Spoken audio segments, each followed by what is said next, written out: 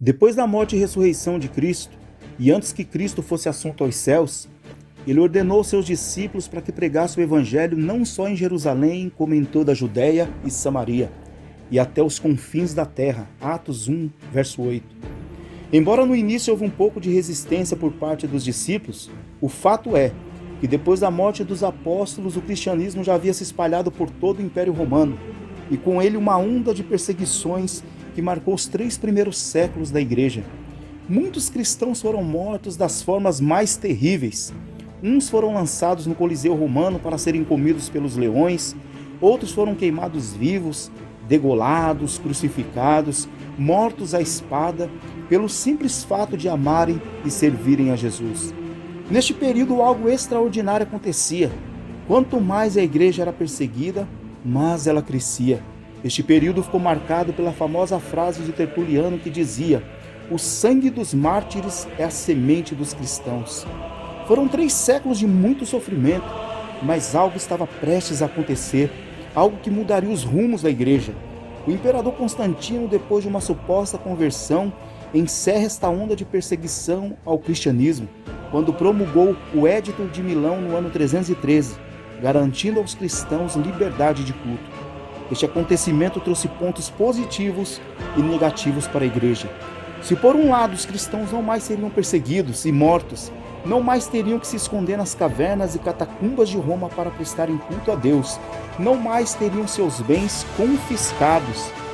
Por outro, não demoraria muito para que a igreja entrasse por um caminho de decadência moral e espiritual, principalmente depois do ano 381 d.C., quando o imperador Teodósio oficializa o cristianismo como religião oficial do Império Romano no Édito de Tessalônica, pois aos poucos a tradição e os ensinos humanos foram substituindo a verdadeira doutrina bíblica.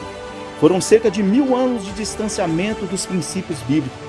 Este período foi marcado por muitos desvios teológicos, tais como a virgindade perpétua de Maria, a intercessão de Maria na salvação, o mistério da missa, onde se dizia que o padre tem poder de transformar o pão no corpo e o vinho no sangue de Jesus, a famosa transubstanciação, o confessionário, onde o padre tem autoridade de perdoar pecados, a extrema-unção, o Papa como representante pessoal de Cristo na terra, a infalibilidade papal, a venda das indulgências, que era a venda de perdão dos pecados tanto para vivos quanto para mortos, com João Títio.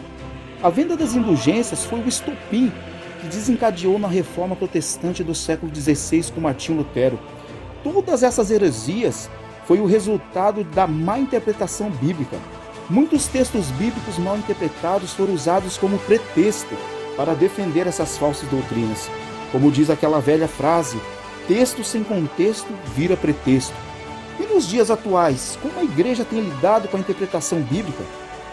A Bíblia diz o que ela diz ou o que queremos que ela diga? Será que a Bíblia tem sido interpretada dentro do contexto pretendido pelo autor?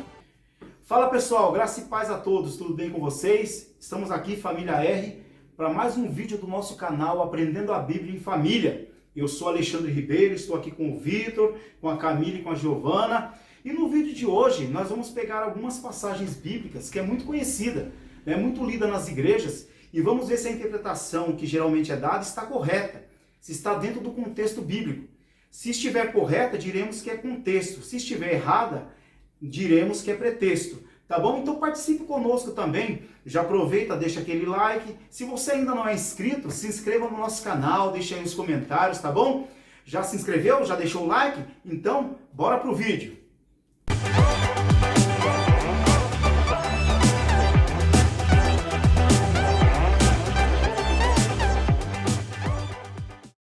Bom, pessoal, o primeiro texto que eu quero estar lendo está registrado lá em Mateus, capítulo 18, verso 20, que diz assim: "Porque onde estiverem 2 ou 3 reunidos em meu nome, ali estou eu no meio deles." Geralmente, você já deve ter ouvido o dirigente, o pastor usar esse texto quando o culto está bem mal cooperado, né? Quando no culto só tem Pedro, Tiago e João, aí o dirigente diz: "Olha, nós estamos em pouco número, mas a Bíblia diz que onde estiverem 2 ou 3 reunidos no nome do Senhor, ali está o Senhor no meio deles." Essa interpretação é correta ou é errada? O que você acha? Vou perguntar para o pessoal aqui, vocês acham que está correta ou está errada? É contexto ou é pretexto? Pretexto. Acho que é contexto. Contexto? Bom, e você de casa, o que você acha? Está errado, pessoal. Sabe por que está errado? Se você pegar os versículos anteriores, você vai ver que o texto está falando acerca do pecado de um irmão que ele cometeu contra o outro. E eles não estão chegando num acordo, não está havendo perdão entre eles. Aí o texto recomenda que, se não houver acordo, deve-se chamar uma ou duas pessoas para que, pelo testemunho de duas ou mais testemunhas, a coisa se resolva e se estabeleça. Então, usar esse texto para dizer que o culto está vazio, mas que Deus está presente, não é correto, tá bom? Vamos para um próximo texto?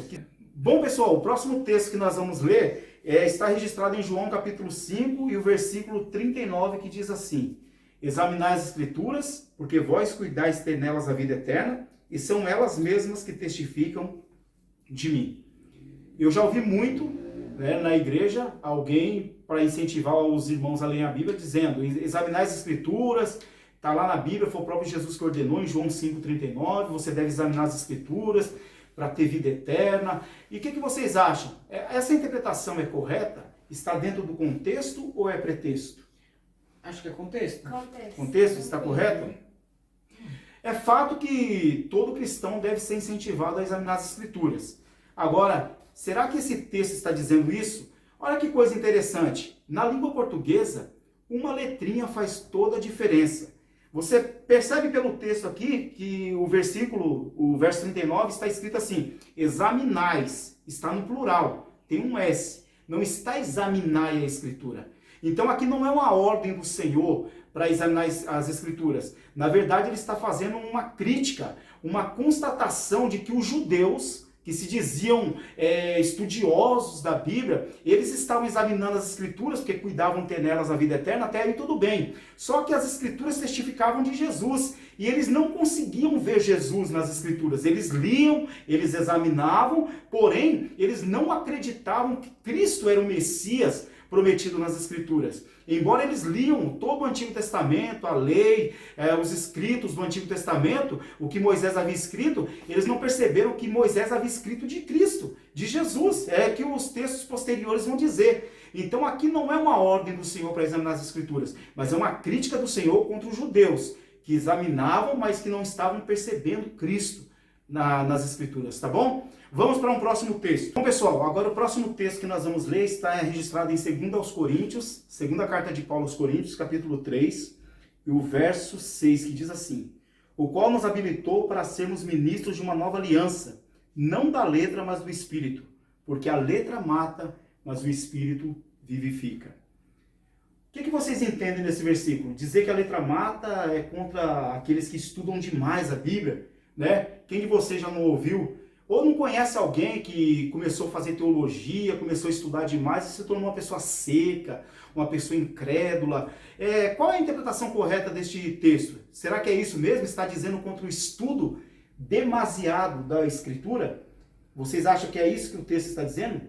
Que a letra mata quando a pessoa estuda demais? O que vocês acham? Contexto ou pretexto? Acho que é pretexto. Pretexto por quê? Contexto. Porque acho que teologia é um conhecimento a mais que você vai ter sobre Deus, se aprofundar, não que vai te matar, que vai fazer você sair da igreja, esse tipo de coisa.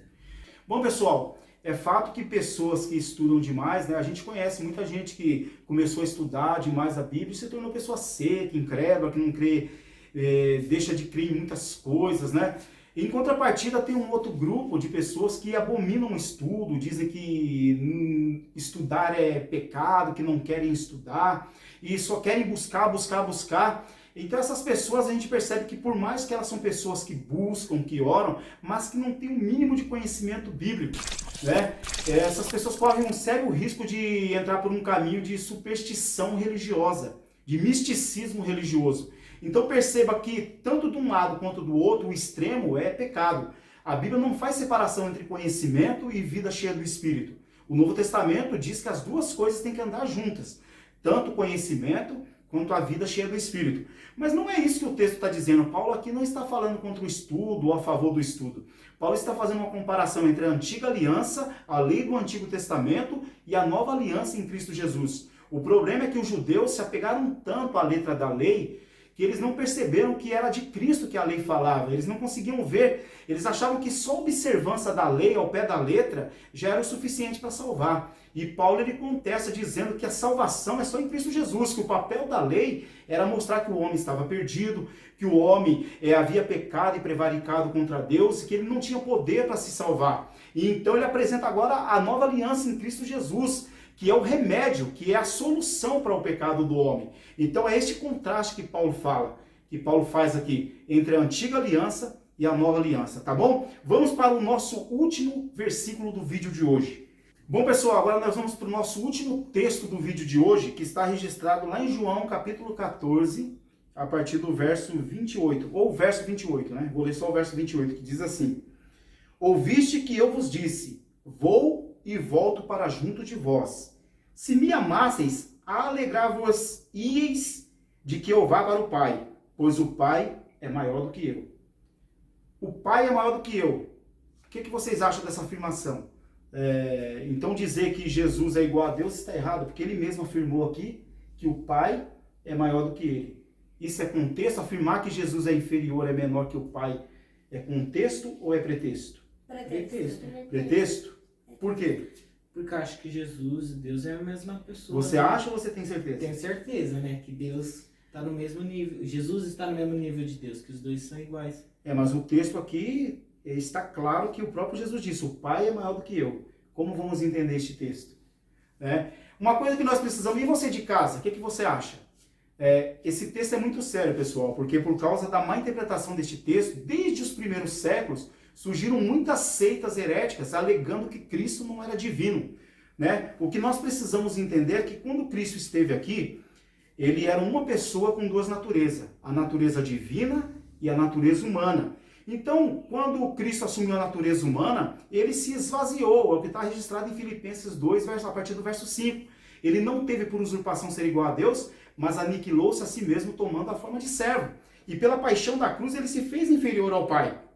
Mas isso não significa que ele não era divino antes, ou que ele não haveria de retomar totalmente a sua glória após a sua morte na cruz do Calvário, que foi o que ele fez. É o que está registrado em Mateus 28, verso 18, quando Cristo ressuscita e se apresenta aos seus discípulos, aparece aos seus discípulos, ele diz, é-me dada toda a autoridade nos céus e na terra, ou seja, ele retoma novamente. Então, usar esse texto, como muitas seitas que surgiram nos primeiros séculos, e até nos dias atuais, seitas que alegam que Cristo, embora ele foi enviado por Deus, ele é inferior a Deus, está errado. Nós cremos que Cristo está no mesmo patamar do Pai, assim como o Espírito Santo, nós cremos na Trindade Santa, Pai, Filho e Espírito Santo. Cristo é consubstancial com o Pai, da mesma substância. Nós cremos na Trindade. Um Deus em três pessoas distintas, Pai, Filho e Espírito Santo. Tá bom, pessoal? Espero que vocês tenham gostado aí do nosso vídeo de hoje. Não se esquece, se você veio até aqui e ainda não deixou o seu like, não custa nada, é só um cliquezinho, deixa lá o seu like, deixa os seus comentários, se inscreva no nosso canal, tá bom? Que Deus abençoe poderosamente a vida de vocês. Lembrando que logo mais estaremos lançando outros vídeos aqui no canal, tá bom? Que Deus abençoe a todos. Fica com Deus. Tchau, pessoal! Tchau!